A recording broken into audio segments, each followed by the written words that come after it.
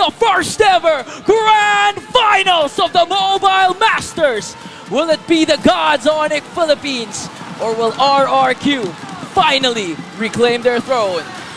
Early game aggression ang nilalabas dito ng RRQ Hoshi para mapahinto onte ang pag-farm at pag-clear ng minion wave sa gitna at ang pag-ikot ng Selena at Cho. Ito yung pinag-usapan natin kanina, the Cho-Selena combo, gusto mo na ikaw yung mag-set ng tempo. Pero yung Badang Jushin ngayon, yan yung modern day natin, natawag natin na tempo breaker, tagabasag ng tempo ng kalaban. Yeah, no matter how much lead may establish dito ng Onyx Philippines, a good setup na manggagaling kay Idok later on, mas lalo na pag hindi handa yung Onyx Philippines and they've expended a lot of resources. Pwedeng-pwede ka agad paikutin ng RRQ Hoshi, especially sa mid lane mark. Yeah. Pero ngayon, so far, medyo contained pa rin naman yung aggression na pinapakita ni Super Prince and Brusco. Pero they're still putting enough pressure doon sa middle lane. Dalawang gold laner naka-master assassin, si Super Prince gumagamit ng emblem na madalas nakikita natin sa isang jungler.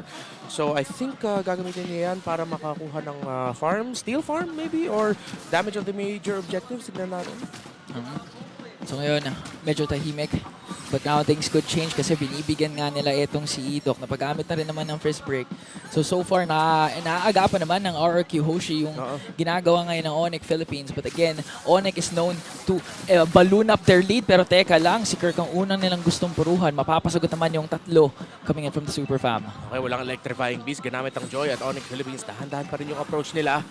Dinadala nila yung RRQ Hoshi sa Pinoy-style gameplay. Okay, gusto namin mag-set ng tempo pero may onting discipline talaga. Gusto namin na mag-objective. Brusco nakikipagbugbugan nandun kay Renz at si King Kong pa rin. Ang una makakuha ng turtle, mag-disengage sila nila pag nangarin yung Glorious Pathway. And that's a win for Onyx Philippines. Flicker kagad si Kirk. Ayaw magbigay ni Kirk ng chance makakill ang RRQ Hoshi. Meanwhile, in the lane, maganda yung pag-handle ni Kelra kay Bruno.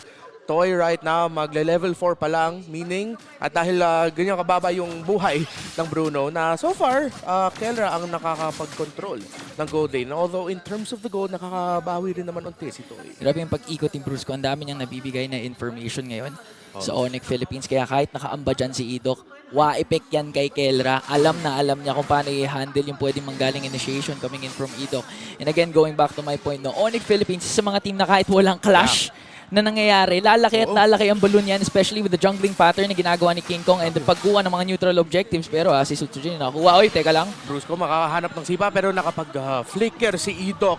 Napaiba yung trajectory ng sipa ni Brusco. Dito naman si Rinz ang mahuhuli ni King Kong pero si Sutsujin pumasok. Ginamit yung electrifying beats pero makakapag-dash out ang Suyo. Isang dash out lang at ligtas pa rin itong si King Kong. 3 minutes in so far. Tahimik pa rin. This considering the fact na may Cho at Selena sa Onyx Philippines. Pero parang hindi pa sila ganun ka-excited o umarangkada kasi again, they have to respect the fact na meron na silang kalaban na Dairen na naka-high-loss and at the same time, Glorious Pathway paired up with the Revitalize. Maganda yung re-engage ng RRQ. Pero teka lang Brusco umaamba, hindi tutuloy. Kinasa na nga din yung Glorious Pathway. Okay, si Brusco at mapapunish dito pero Onyx Philippines gusto na nila labanin to. Si Kurt tumatalon na si Kito! Nakatama ng fist break, fist crack combo si Kurt. Tumatalon sa mga miyembro ng RRQ Hoshi pero hindi pa ata sapat yung damage ng Onyx Philippines. Si Super Freeze tumama yung kabisang laro pero si Kirk, buhay pa rin si Kirk! Idok naman yung next in line para mapunish ng Onyx Philippines!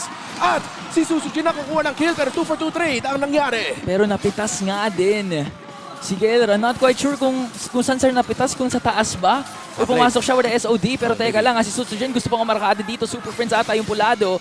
King Kong Brusco nandiyan rin naman. Low si Sutsujin tsaka si Rinz. So pwedeng Onyx Philippines ang makakuha ng turtle na ito. Okay, delikado to para sa Onyx PH kasi dahil sa, kung di ako nagkakamali, pumasok ata si Kelra sa laban na yun. Then na 1v1 lang.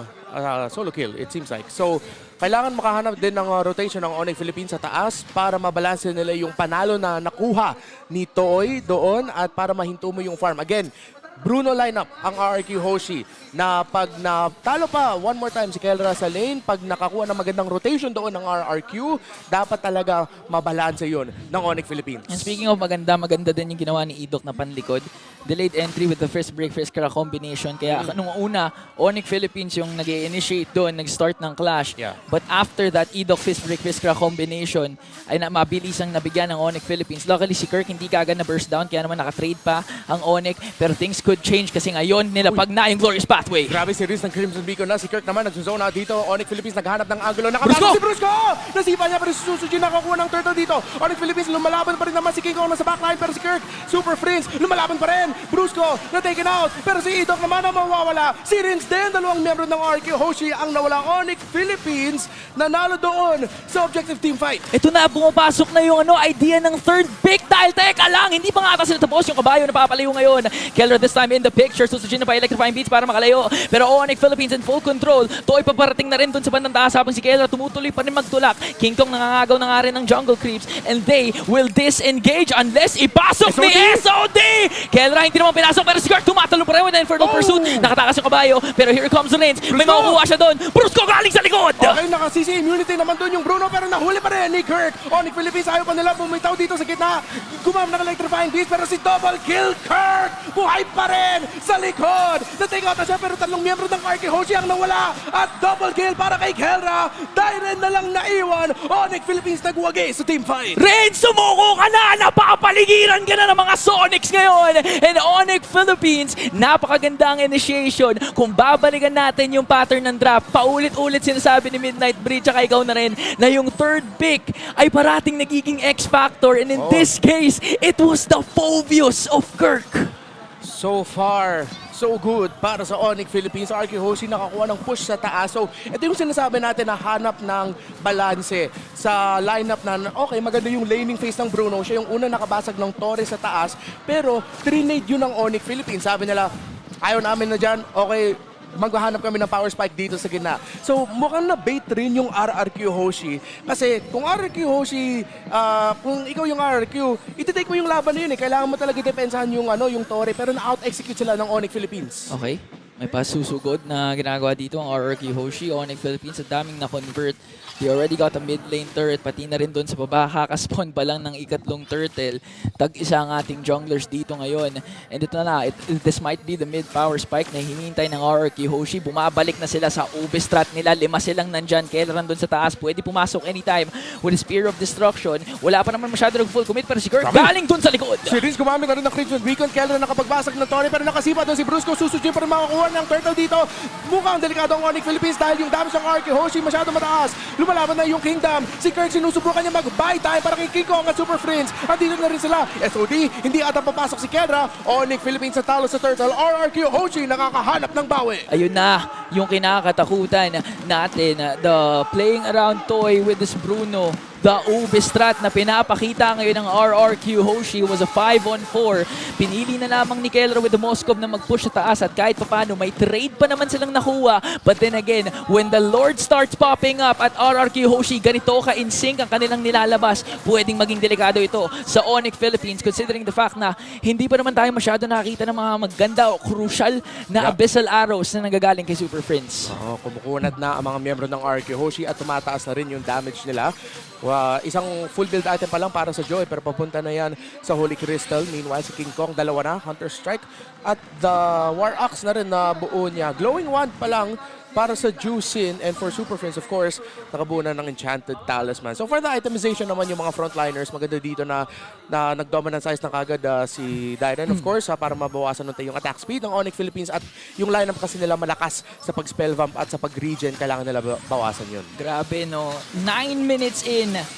Ito na yung pinakadikit na playoffs game ata so far, 7-8. Yung lead na na-establish ng Onyx Philippines earlier was 2K. Ngayon, parang barya na lang for RRQ Hoshi. Nakatulak naman din sila sa taas. Pero ang kagandahan for Onyx Philippines is teka lang, Brusco, may nasipa pero medyo off-angle. Tutuloy nga ba? Hindi tumama yung Spear of Destruction mula kay Kelra.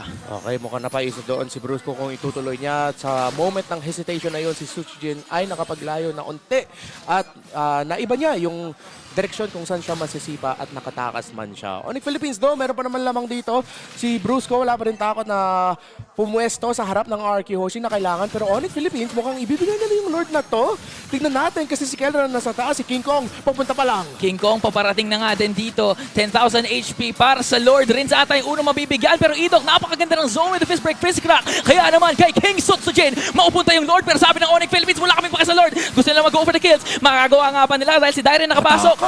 tumatakas Okay. yung kabayo. Si Super Prince ginamit yung flicker para makuha siya ng angulo doon. Si Toy binibigyan ni Kirk para si Toy nang wala. Nahuli kagad ni King Kong. Trade, XP laner. Pero dalawang membro ata ng Onyx Philippines nang wala. Kirk and King Kong habang si Kelra tumatrabaho lang sa top lane. Siya maghito dito sa Lord. Masyado na masakit ata dito si Kelra. Si Bruce kung gusto tumulong. Dito na rin si Prince. Si Kelra lumalaban pa rin. Okay, Kelra, pinasok 1v1 pero sakto dito naman si Brusco pero mukhang mabibingan nga ata si Kelra. One more hit and Reigns will deliver the final blow. Apat na member ng RRQ Hoshi handang labanan ang gold standard and with the Lord, maaari nga silang makapush. Mukhang malaki yung bawi ng RRQ Hoshi. Sila nakakuha ng Lord. Munti ka na sila mawalan ng torre sa taas dahil sa split push. Pero tiwala sa isa't isa, lumaban pa sila doon at hindi sila umatras sa paglaban kay Kelra at sa mga miyembro ng Onyx Philippines na nag-rest back sa kanya. So ngayon, nakuha na ng RRQ Hoshi yung tempo na gusto nila hanapin. 11 minutes into the game na sila ang lamang. But Seal, may magaganap dito para kunin ang mga jungle creeps na meron ngayon si King Kong.